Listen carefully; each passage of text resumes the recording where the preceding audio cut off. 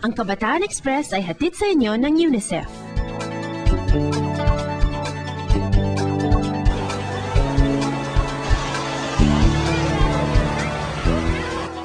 May isang viewer tayo na nagpadala ng message sa KNN Friendster.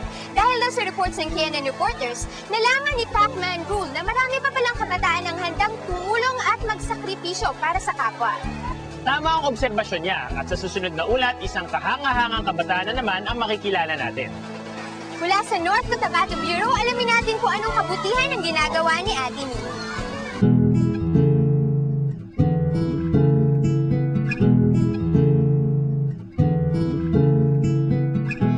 Anong ginagawa niyo kapag Sabado?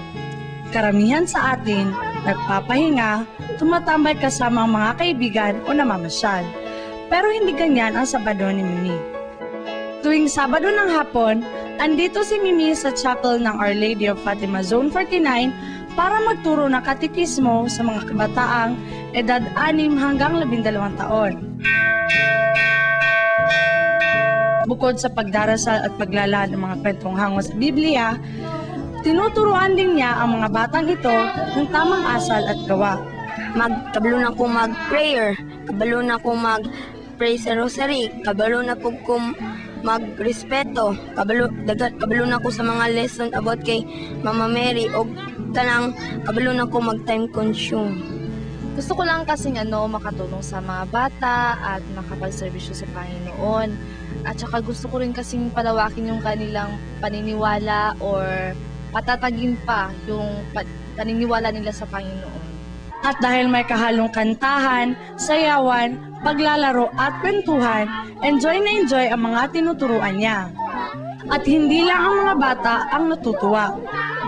Hindi lang ako ang nasisiyahan, kundi pati na rin ang mga kasama ko sa bahay, especially my husband, and ang mga tao din sa Zone 49, mga miyembro ng Zone 49. Kasi mayroong isang youth dito sa Zone 49 na si Mimi na nagbigay ng kanyang time, talent, at kakayahan na magturo. Sa 5 taon ng kanyang pagiging katekista, marami na ring mga bata ang nagiging malapit kay Mimi. Dahil sa kanila, alam ni Mimi na hindi nasasayang ang panahong inuukol niya sa pagtuturo. Satisfied na ako na makikita ko yung mga bata na masaya at natuturuan ko din naman sila sa mga mabuting asal. At the same time, nagagamit nila yon sa pang-araw-araw nila na pamumuhay. And then, natutulungan ko din sila na ma-discover yung kanilang mga talento. Sana'y dumami pa ang tulad mo, Mimi. Saludo kami sa'yo.